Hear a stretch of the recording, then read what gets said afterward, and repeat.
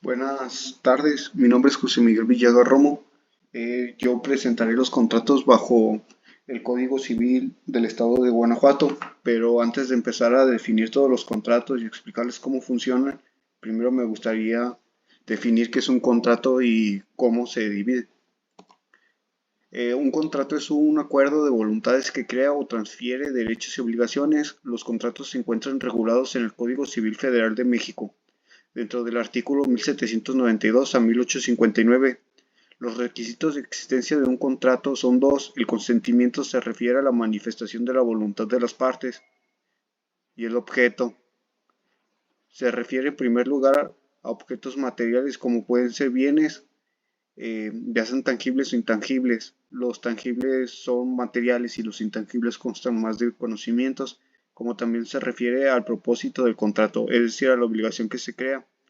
Los elementos de validez del contrato, más que nada puse los negativos, pero se quiere dar a entender los que son realmente por capacidad legal de las partes o de una de ellas, por vicios del consentimiento, porque su objeto o motivo sea lícito o porque el consentimiento no se haya manifestado en la forma en que la ley lo establece.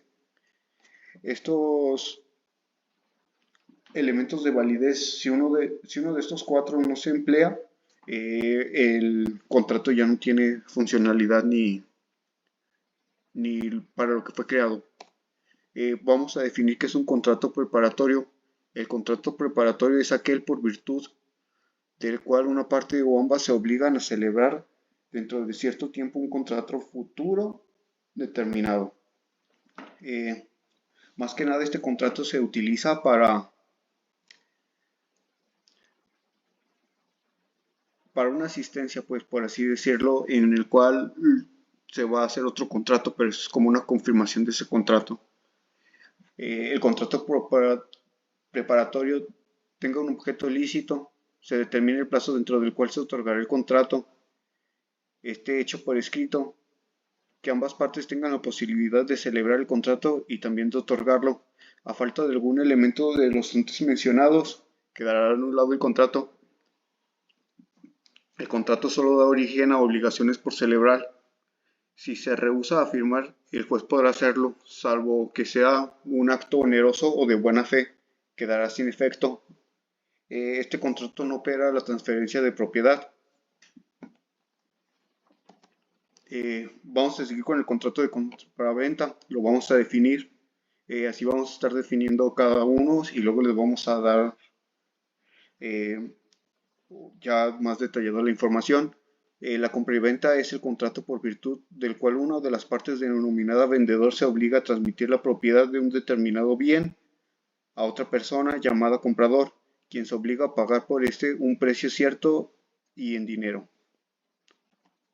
El contrato de compra y venta, el objeto de la compra-venta es el bien que el vendedor transmite en propiedad y el precio que el comprador paga por él.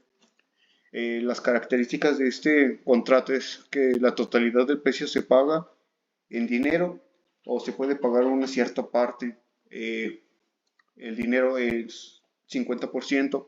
Cuando el comprador a plazo o con espera del precio fuere perturbado en su derecho, podrá suspender el pago si todavía no lo ha hecho, mientras el vendedor le asegure la posesión o el de fianza. En este caso, es más que nada una ventaja para el comprador, ya que si en algún momento se siente incómodo con la compra, puede desertar la compra y no comprarla y no le pasaría nada. Cuando el comprador sufre evicción de la compra, el vendedor debe pagarle daños y perjuicios solo si se hubiere producido de mala fe. En este punto nos dice que si el vendedor, por así decirlo, vende un carro y el carro tenía fallas y por algún motivo, por culpa de estas fallas, el comprador se accidenta y tiene un accidente, el responsable por daños y perjuicios sería el vendedor. Tipos de contrato de compra y venta. El tipo de contrato de compraventa se divide en dos. El mixto o unilateral es aquel en que para uno de los contratantes la operación económica es de naturaleza mercantil y para el otro de carácter civil se rige por las disposiciones mercantiles. Esto nos quiere decir de que uno se dedica al comercio y el otro es un civil más, alguien que compra lo que vende, pero es el contrato más común. La compra y venta pública o compra y venta privada. La compra y venta pública es aquella que se realiza por medio de una subasta o moneda pública a la que concurren diversas personas interesadas en adquirir objeto, el bien objeto de la subasta. En este punto, la compra y venta pública, un buen ejemplo sería eh, actualmente las subastas que están haciendo de los bienes intestados o, o recuperados del narco, donde subastan las casas y todo eso para recuperar el dinero y destinarlo a ciertos bienes.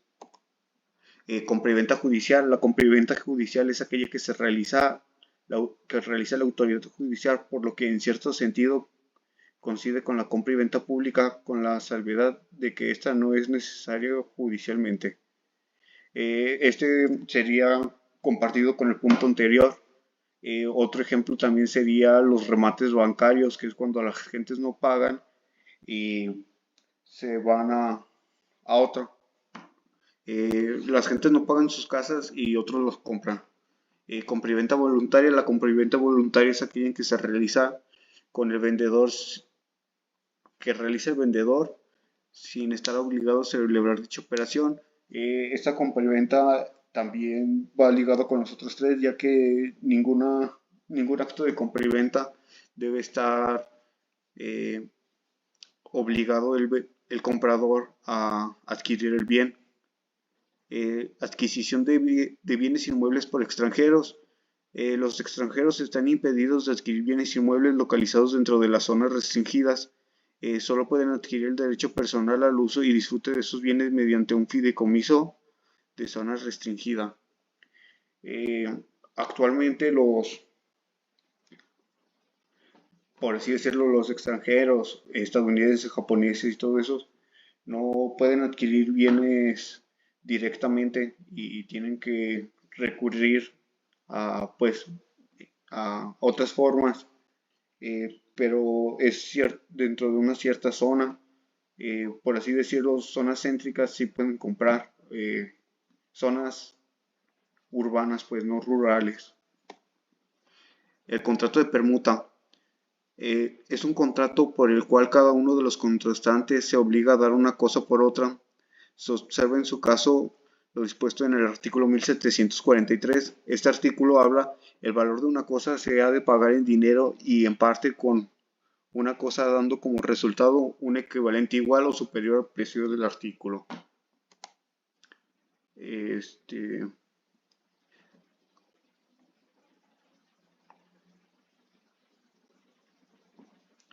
perdón.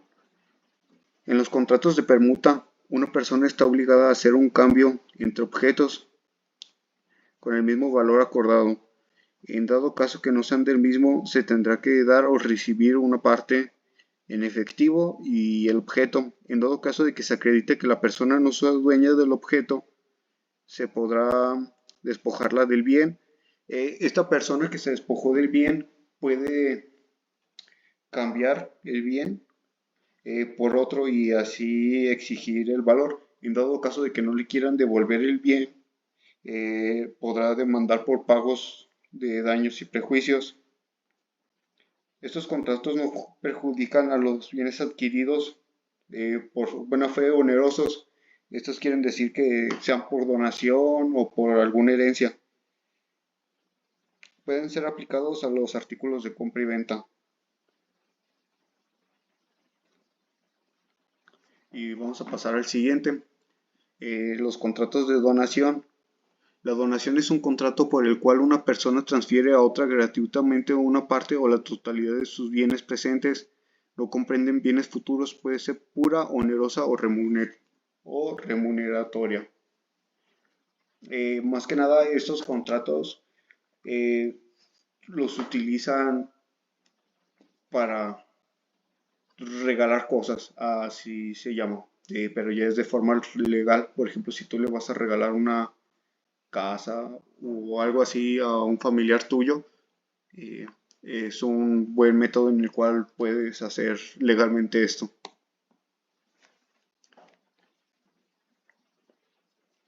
Los tipos de donación. Las donaciones solo, antes de todo, hay que aclarar que las donaciones solo se dan entre vivos y no se pueden revocar. Ahora sí, los tipos de donación onerosa, cuando se ponen gravamen o cuando se ponen cláusulas. Remuneratoria, la que hace el donante y no está obligado a pagar. Eh, Cuando surge la donación se da cuando ambas partes están de acuerdo. La donación verbal solo se hará si el monto no pasa de 1,000 pesos y en caso de que exceda la cantidad se hará por escrito. Eh, Estos tipos de contratos se pueden hacer de forma verbal, pero mientras no pasen el monto de 1,000 pesos, ya excediendo el monto de 1,000 pesos y hasta cierta cantidad en efectivo, por ejemplo, 5,000 pesos, ya sería un escrito. La donación a varias personas no produce a favor de estas si el donante no lo estableció. El donatario responderá a las deudas del donante, a excepción que fuera donación de todos los bienes, este responderá a las deudas. ¿Quiénes pueden recibir la donación? Toda persona con capacidad, los no nacidos con tal que hayan estado concebidos en el tiempo, o sea que hayan estado gestantes o que la mamá haya estado embarazada de la persona que iba a recibir la donación que se hizo en aquel momento. Las donaciones están hechas simulando otro contrato. Si las donaciones están hechas simulando otro contrato, quedan nulas. Un gran ejemplo de esto sería un traspaso de una casa que hayan pagado en efectivo y que hayan puesto de que se donaba esa casa de tal persona, ese contrato quedaría nulo. La revocación. La revocación se puede hacer en caso de ingratitud, pero esto solo cubre dentro de un año. Si transcurren 5 años desde que se hizo la donación y el donante no ha tenido hijos, este bien ya no se puede revocar. No pueden ser revocados cuando sea menor a 1,000 pesos, cuando sean antenupcial, cuando sean consortes y cuando sea totalmente remuneraria. Habiendo varias donaciones en el mismo acto, se hará una reducción entre ellas y en caso de bienes raíces que sean divisibles, la donación se hará en especie siempre y cuando no exceda el valor del 50%. El contrato mutuo. El contrato mutuo es un contrato por el cual mutuante se obliga a transferir la propiedad de una suma de dinero o de otras cosas fungibles al mutuario, quien se obliga a devolver otro tanto de la misma especie y calidad. Existen varios tipos de contrato mutuo. Para el contrato mutuo, sea válido, tendrá que ser por escrito y tendrá que ser con dos testigos y en la presencia de un juez. De mutuo simple, para que se pueda hacer la entrega, se deberá hacer la entrega en real, jurídico, virtualmente o física, dependiendo de los casos. Eh, Se puede usar este contrato mutuo, por ejemplo, de forma jurídica de transferir un caso, de forma física de transmitir un bien, ya sea, no sé, una planta, de mutuo interés. Se puede tener interés por ambas partes, ya que consista en dinero, otras cosas. Si no se ha fijado un plazo de devolución, en dado caso de que fuera un producto del campo, ya sea maíz o cosecha, pues vacas, lo que vendría siendo ganado, productos relacionados a estos, se hará una cosecha del mismo producto o semejantes. En dado caso de que no se pueda hacer por la temporada, digamos de que te dieron una tonelada de mango y la tienes que devolver la misma tonelada de mango, pero ya no están en las temporadas de sembrar mango, podrás, no sé, devolverle la tonelada de mango, pero con un producto similar, ya podría ser fresa, aguacate, otro tipo de cosas. Si no es labrador, o sea que no es del campo, tiene que devolver con productos semejantes. Mm, En este caso, si tú prestaste una camioneta y por pérdida o por cosas del destino, el mutuante tuvo la culpa, te tendrá que regresar algo similar. Mm, Si es un coche, si es una camioneta, este punto queda muy bien establecido. En otros casos tendrá que esperar que el acreedor un plazo de 30 días para poder exigir el pago de forma judicial o extrajudicial. O sea, ya para poder demandarlo, pues, en dado caso de que no le quieran pagar. El contrato de arrendamiento. El arrendamiento es el contrato por el cual una persona denominada arrendador se obliga a transmitir el uso y goce temporal de un bien a otra, llamado arrendatario, quien se compromete a su vez a pagar un precio cierto por dicho uso o gozo.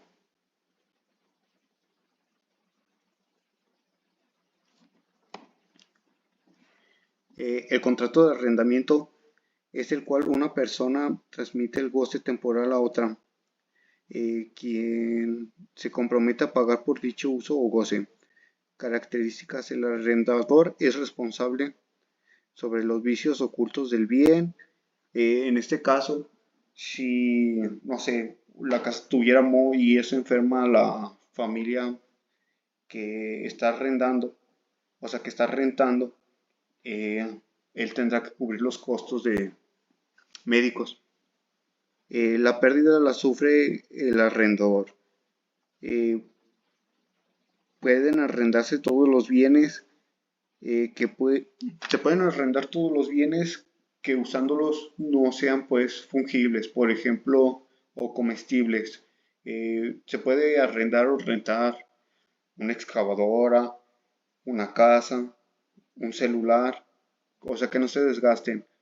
Pero, por ejemplo, no se puede rentar comida, un plátano, cosas así no se pueden rentar, ya que no se devolverían. ¿Quiénes pueden arrendar? Pueden darse en arrendamiento todo. Bueno, aquí eso es lo que le explicaba. El arrendamiento tiene que ser temporal, como máximo puede durar en comercio un plazo máximo de 20 años. El arrendamiento termina por destrucción de la propiedad en caso de venta o por vencimiento del plazo. En caso de venta, el arrendador tendrá que decirle al arrendatario que tiene que desocupar o que le tiene que devolver el bien porque ya lo va a vender, pero le tiene que avisar con un plazo. Generalmente se hace dentro de un plazo de un mes, les dan un mes para que puedan organizar sus cosas o en dicha que sea una casa o en otros bienes. El contrato de subarrendamiento. El arrendatario no puede subarrendar la cosa arrendada en todo ni en parte, ni ceder sus derechos ni consentimientos del arrendador. Si lo hiciere, responderá solidariamente con el subarrendamiento de los daños y perjuicios. Los elementos o las características principales es que el arrendador delega los derechos, obligaciones al arrendatario, a no ser que éste esté de acuerdo y se firme un convenio. Se extingue el contrato del arrendamiento salvo algún convenio expreso. El subarrendatario se le otorgarán las formalidades requeridas por la ley de arrendamiento. Si el arrendamiento se hizo con un lapso de tiempo, concluye el día prefijado. Si no tiene lapso, concluirán con la voluntad de cualquiera de las dos partes con previo aviso. El inquilino, siempre y cuando esté al corriente, tiene derecho que se le prorrogue el contrato hasta un año más, o sea que se le renueve, siempre y cuando esté al corriente con las rentas. El inquilino deberá abandonar la propiedad si se aplica un plazo determinado o indeterminado. El arrendador puede exigir la recesión, o sea que se salga el, el arrendatario. y a falta de pago de la renta por no usar la casa como se acordó o el uso de su naturaleza. Esto quiere decir que si se les rentó un local, no pueden tener una vivienda ahí, ya que específicamente se diseñó para poner un negocio. El arrendatario puede dejar o abandonar el contrato en caso de pérdida de uso total. En caso de no usar lo mencionado, continuará como uso. Eh, o sea que ya no, que la construcción ya dio lo que tuvo que dar y ya está lo máximo que se pudo dar en eso. O sea que ya no funciona para la cosa lo que se diseñó principalmente.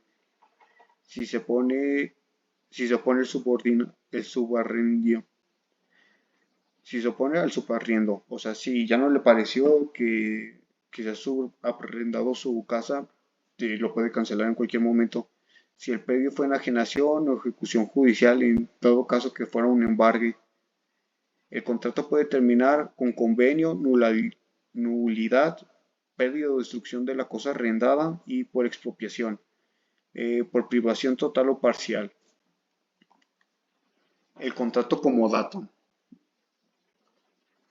Es un contrato por el cual uno de los contratantes se obliga a conceder gratuitamente el uso de un inmueble o de un mueble y el otro contrae la obligación de restituirlo individualmente. El comodato es un contrato por el cual se entrega un bien no fungible por un lapso de tiempo para después devolverlo. Un comodatario adquiere el uso más no el fruto del bien. Responde en caso de pérdida se entregará el valor de la cosa. En caso de pérdida se entregará el valor de la cosa. No tiene derecho a repetir el importe de gastos en casos de dos o más comodatarios. Estos tendrán las mismas obligaciones. En caso de ser responsable por los daños que tenga, este pasa a a ser responsable por los daños que tenga y se reembolsará el dinero en caso de la preservación de esta. El contrato judicial o extrajudicial, bueno, el contrato de depósito y secuestro judicial. El depósito es un contrato por el cual el depositario se obliga hacia el depositante a recibir una cosa mueble o inmueble que a que le confía y a guardarla para restituirla. Cuando le pida al depositante, el depositario tiene derecho a exigir retribución por el depósito, la cual se le arreglará en términos del contrato y en su defecto a los usos del lugar en que se constituye el depósito. El secuestro es el depósito de una cosa litigiosa en poder de un tercero hasta que se decida quién debe entregarse. Es un convenio judicial. La incapacidad de uno de los contratantes no exime al otro de las obligaciones. Aquí son sujetos en el que deposita y el depositario. La incapacidad no fuera absoluta, el depositario podrá ser condenado al pago de daños y perjuicios si hubiere sido con dolo o mala fe. Estas serían las características. Se ve obligado a conservar el objeto, lo reciba y devolverlo cuando se le pida. Este sería el depositario. Si el objeto es robado, el dueño tiene y este se entera, el dueño tiene la obligación de dar aviso a la autoridad correspondiente en un plazo de 15 días. Puede devolver la cosa sin sufrir responsabilidad alguna. No puede devolver el caso antes del plazo, o sea, no puede devolver la cosa antes del plazo cuando se haya mandado a retener o embargar. Se puede devolver las cosas por justa causa. En este caso, no se puede devolver las cosas antes de que el plazo concluya, pero sí por alguna justa causa. Un buen ejemplo sería de que ya se fuera del país, la persona ya no tiene la capacidad para cuidar dicho bien. El depositario está obligado a indemnizar los gastos de la cosa retenida. Por ejemplo, digamos que fuera un perro o que fuera una casa, se necesitan los gastos en el caso del perro, la comida, los baños, la medicina, el médico, la estética. En el caso de la casa serían los mantenimientos básicos para la casa. Eso los tendrá que pagar está obligado el depositario a indemnizar los gastos de la cosa retenida. Las fondas, cafés, casas de baño y otros establecimientos semejantes no responden los efectos que introduzcan los parroquianos, a menos que los pongan bajo el cuidado de los empleados del establecimiento. Esto nos quiere decir de que, por ejemplo, si se nos pierde el celular en alguna plaza, la plaza no está obligada ni sus empleados a responder por nuestra pérdida. Eh, Toda la cosa cambia cuando, por así decirlo, se le encargas a un empleado y ya no, y se pierde. El contrato de mandato. El mandato es un contrato por el que el mandatario se obliga a ejecutar por cuenta y nombre del mandante los actos jurídicos que éste encargue. El mandato que implica el ejercicio de una profesión se presume aceptando cuando es conferido a personas que ofrecen al público el ejercicio de su profesión por el solo hecho de que no se rehúsen dentro de los 3 días siguientes. Las obligaciones. El mandatario no puede rescindir el contrato de incumplimiento de la obligación de retribuir al cargo del mandante. El mandatario tiene derecho a la retribución, aun cuando no realice los actos jurídicos encomendados, porque así se lo haya ordenado él mismo. El mandatario carece de retención por falta de pago de la retribución de lo que corresponde. Lo más importante que creo yo, el mandatario, a diferencia del poder, es un contrato por el cual el mandante encarga al mandatario la ejecución de ciertos actos jurídicos. Estos actos jurídicos pueden ser algo muy específico, dentro de la Constitución lo dice, las características, poder sin mandato ni representación, como el caso del tutor que tiene la facultad de representar al pupilo, pero no ejerce dicha facultad.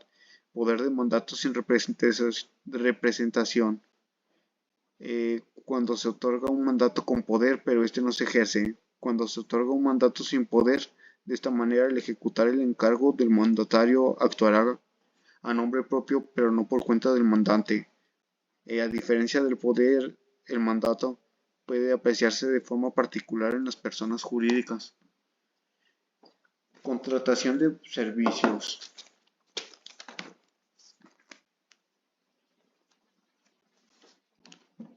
El que presenta y el que recibe los servicios profesionales pueden fijar de común acuerdo la retribución debida por ellos, los cuales, sin estar autorizados por la ley, ejercen profesiones para cuyo ejercicio la ley exija título. No tendrán derecho de cobrar retribución por los servicios profesionales que se hayan presentado. Eh, Esto quiere decir que los famosos coyotes no están obligados a exigir una paga ya que no tienen el título profesional. Vamos a ver un poco de eso más adelante.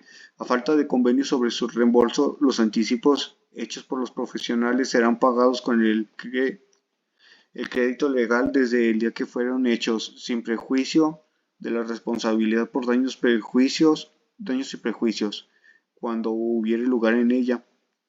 El pago de honorarios se hará en el lugar de residencia donde se haya prestado los servicios profesionales. Esto quiere decir que el pago de los servicios profesionales se hará, por así decirlo, un ejemplo otra vez. Si es un licenciado en un despacho, los profesionales tienen derecho a exigir sus honorarios, cualquiera que sea el éxito del negocio o trabajo que se les encomiende. Cualquier tipo de profesional tiene derecho a exigir sus honorarios, sea que pierda o gane el caso, que la operación sea eh, exitosa o no. Siempre que un profesionista no pueda continuar prestando sus servicios, deberá avisar oportunamente a la persona que los ocupe, quedando obligado a satisfacer los daños y perjuicios que se causen. En este caso, es otra vez un ejemplo con el abogado. Si no puede ya continuar con el juicio, se le tendrá que avisar con tiempo al cliente para que pueda encontrar otro abogado y así pueden seguir su caso. En caso de si varias personas encomendaran un negocio, cada uno será el responsable de los honorarios. Esto quiere decir que todas las personas tienen derecho a pagar los honorarios del abogado respectivamente por las partes que se merecen.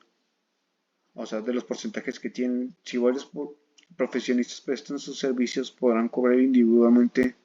haya pre- podrán cobrar individualmente lo que haya presentado cada uno. Si un profesionista no puede continuar, deberá avisar con anticipación debiendo satisfacer los daños ocurridos. El contrato de obra. El contrato de obra es aquel por el cual un empresario o contratista realiza una obra que le ha sido encargada por el dueño con los elementos propios y sin estarle subordinado jurídicamente, bien sea por un precio alzado, por presupuesto previamente aprobado o por un porcentaje convenido sobre el costo total de la obra, independientemente de que los materiales sean suministrados o no por el contratista. Las características: todo riesgo de la obra correrá a cargo del empresario hasta que el acto de la entrega. Deberá presentarse por escrito y de forma pormenorizada. En algunos casos se requiere un plano, presupuesto de la obra y términos designados del contrato. Cuando no se ha fijado un precio o no estuvieron de acuerdo, será el de los aranceles o lo que designen los peritos. En este caso, los peritos no tendrán derecho a cobrar eh, su trabajo. El precio de la obra se pagará cuando éste se termine. El responsable de la obra es responsable de los defectos de la construcción en un plazo de 5 años.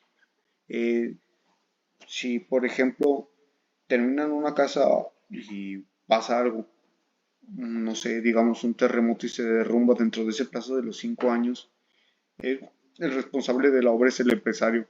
Si el empresario que hace la obra fallece, fallece, fallece, o sea, se muere, concluirá el contrato. La misma obligación tendrá el dueño si el contratista no puede continuar la obra. El empresario es responsable del trabajo ejecutado por sus trabajadores, además de ser responsables ante el dueño de la obra. El constructor tiene derecho a retener la obra si no se paga. Todo riesgo de la obra será el del dueño, a no ser que haya sido culpa del empresario.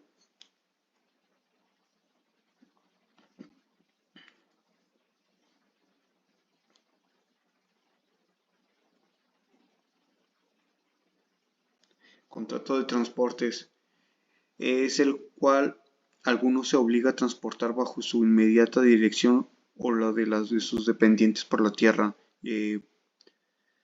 por agua, por aire, por personas, animales, mercancías o cualquiera de otros objetos, si no se constituye un contrato mercantil.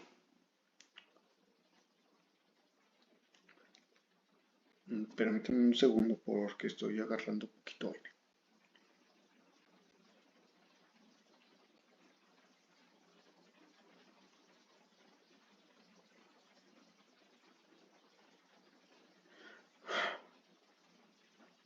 Ya. El contrato de transporte se obliga a una persona a trasladar de forma inmediata la mercancía a sus dependientes si no se constituye un mercado mercantil. Los portadores responderán a cualquier tipo de daño que haya sufrido la mercancía. Estos no son responsables de las cosas que no se les entreguen a ellos. La responsabilidad de las infracciones correrán por responsabilidad del conductor. Si la mercancía es de naturaleza peligrosa, será responsabilidad del dueño del transporte. El alquilador debe declarar los defectos del transporte, si no será responsable de los daños y perjuicios que esto pueda ocasionar. El contrato se resuelve antes de iniciar el viaje. El contrato de hospedaje. El contrato de hospedaje tiene lugar cuando alguno presta a otro albergue mediante la retribución convenida, comprendiéndose o no, según se estipule, los alimentos y demás servicios propios del hospedaje. El contrato de hospedaje tiene lugar cuando una persona le presta el albergue a otra mediante una retribución, según es lo estipulado en el acuerdo. Si el hospedaje tiene establecimiento a ese objeto, el hospedaje se rige por las condiciones del reglamento de la autoridad competente. El equipaje del pasajero responde al hospedaje y los dueños pueden retenerlo hasta que el pago sea saldado.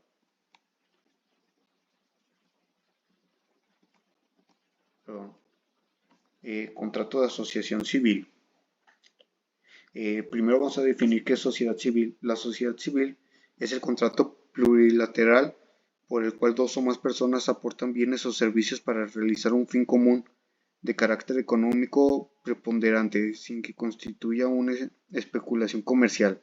Asociación civil. La asociación es el contrato plurilateral por lo que dos o más personas se obligan a trabajar de manera permanente con un fin en común que no tenga carácter económico.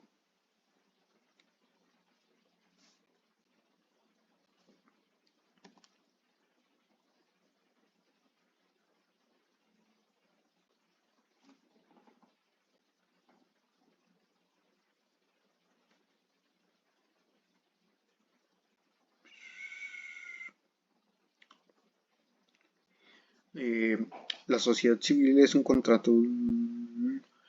Ya. La asociación civil es un contrato definitivo, formal por operación a consensual plurilateral y organización en el sentido que se explicó en el capítulo relativo a los contratos asociativos. La asociación civil es el negocio jurídico constituido de la sociedad, el cual incluye los datos para determinar la personalidad de la sociedad. En cambio, los estatutos eh, con los que se refieren al conjunto de normas relativas a la organización y el funcionamiento de la sociedad. Las partes del contrato de la sociedad se denominan como socios y se requiere la capacidad general para contratar. Las aportaciones de capital pueden ser de dinero o en especie. Estos en otras clases de bienes, en tanto a las aportaciones de la industria se refieren a los servicios. Como quedó señalado, la sociedad civil debe satisfacer de la forma escrita, escritura pública o escrito privado ratificado ante el federario, inscribirse al registro público de la propiedad, las obligaciones de aportar bienes y la finalidad en común, formas de extinción por consentimiento de los socios, por cumplirse el plazo establecido en el contrato de la sociedad para su duración. Sociedad civil. Características. La sociedad civil, cada socio tiene un solo voto, pero los votos pueden tener un valor diferente según la participación del socio. Esto es como por acciones, o sea, entre más acciones tengas, más poder en el voto tienes. El socio, el socio en el capital social de la sociedad. En la sociedad civil, los socios administradores responden en lo personal de manera solidaria de obligaciones sociales. Las partes en el contrato de asociación se denominan asociados, las cuales solo requieren tener la capacidad general para contratar a fin de estar en condiciones de celebrar esta clase de contratos. Los asociados pueden ser personas naturales o jurídicas. El contrato de juegos y de apuestas.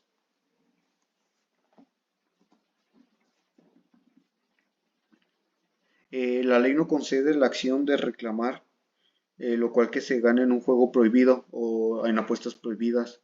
El que haga una deuda suya podrá reclamar el 50% de la devolución, lo cual se pagó, de lo que se pagó. La otra parte queda nula o se dona.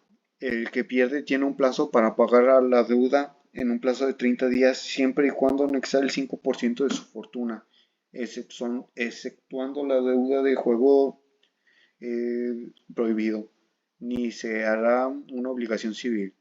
En caso de dividir bienes o terminar discusiones por medio de la suerte, se producirán los efectos de partición legítima a las rifas. Serán regidas por las leyes especiales que los permitan. Contrato de renta vitalicia. La renta vitalicia es un contrato aleatorio por el cual el deudor se obliga a pagar periódicamente una pensión durante la vida de una o más personas determinadas mediante la entrega de una cantidad de dinero o de una cosa mueble o raíz estimadas cuyo dominio se le transfiere también al constituirse a título de puramente gratuito, sea por donación o testamento. Lo voy a sintetizar, voy a dar mi punto de opinión. La renta vitalicia es un contrato donde un deudor se obliga a pagar una pensión de la vida de una o más personas. La entrega del dinero puede ser por un mueble. El contratado puede hacerse por escrito, puede constituir sobre el valor de la vida de la persona o de un tercero. Este contrato se puede heredar, puede demandar Una de las ventajas es que puede demandar al deudor por el pago de rentas vencidas, no está sujeta a embargo. Si el que paga la renta del acreedor debe devolver el capital a la familia, en dado caso de que sea suya, el contrato queda nulo cuando se muere la persona antes de su otorgamiento o de un plazo de 30 días después de la celebración. El contrato de fianza. El contrato de fianza es el negocio jurídico de garantía por virtud del cual una persona denominada fiador distinta al deudor se obliga a pagar al acreedor de una determinada prestación en caso de que el deudor incumpla con la misma. Puede ser legal, jurídica, convencional, gratuita o a título oneroso. La función económica de la finanza consiste en la asunción por parte del fiador de la obligación de garantizar con sus propios bienes la diversa obligación que tiene el deudor principal para el caso de que éste se incumpla. Características. El fiador goza de los beneficios y orden de la ejecución. Se rige por el principio de accesoriedad. Esto es lo accesorio sigue la suerte de lo principal. En consecuencia, si la obligación principal es nula, también será nula la fianza. El fiador no se halla interesado en la deuda en sentido económico jurídico. Esto quiere decir de que a lo mejor absorbiendo la deuda tiene un beneficio que no sea dinero. En la fianza, si el deudor principal paga la deuda íntegra, eh, nada puede reclamar del fiador, y si el fiador es quien paga, se subroga a los derechos al acreedor en contra del deudor principal. La fianza jurídica tiene una causa en una providencia judicial y se otorga o producir efectos en orden procesal. La fianza civil o mercantil. eh, Esta fianza se puede hacer por vía de consecuencia cuando se extingue la obligación garantizada, o por vía principal cuando se extingue la fianza misma sin que resulte afectada la obligación principal en la cual subsiste. La fianza simple es aquella que se concede al fiador los beneficios de orden y excursión, división, y este último cuando existen dos o más fiadores. La fianza puede extinguirse de dos maneras: por vía de consecuencia cuando se extingue la obligación garantizada, y por vía principal cuando se extingue la misma fianza sin que resulte afectada la obligación principal. Contrato de hipoteca.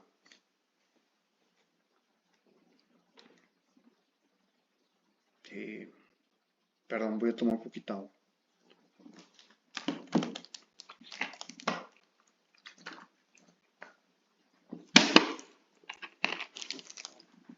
La hipoteca es el negocio jurídico por virtud del cual una persona denominada deudor o garante hipotecario constituye a favor de otra persona sobre un derecho real de hipoteca, sobre un determinado bien que no se entrega al acreedor, pero se le concede el derecho al ser pagado. Uno de los rasgos característicos de la hipoteca es que no se priva de la posesión del bien, sino se concluye como clase de garantía.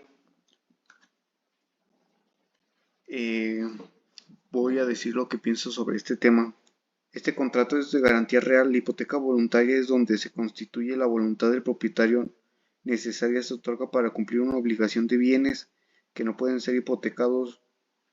Son de uso de habitación y bienes futuros. Eh, Este contrato es de garantía real. La hipoteca voluntaria es donde se constituye por voluntad del propietario. Es necesaria. Se otorga para cumplir una obligación de los bienes que no pueden ser hipotecados. Son uso de habitación. Los bienes que no pueden ser hipotecados es uso de habitación y bienes futuros. Hipoteca de copropiedad se otorga a la parte que pertenece uno de los hipotecarios. Puede durar hasta 10 años esta obligación. Se extingue cuando la cuenta está saldada, es cuando hay destrucción del bien o expropiación o prescripción. Muchas gracias. Mi nombre es José Miguel Villegas Romo. Fue un gusto trabajar con el profe Héctor. Desde aquí le digo muchas gracias y espero que les haya gustado mi presentación. Eh, Perdón por subirla a estas horas y espero que le haya gustado.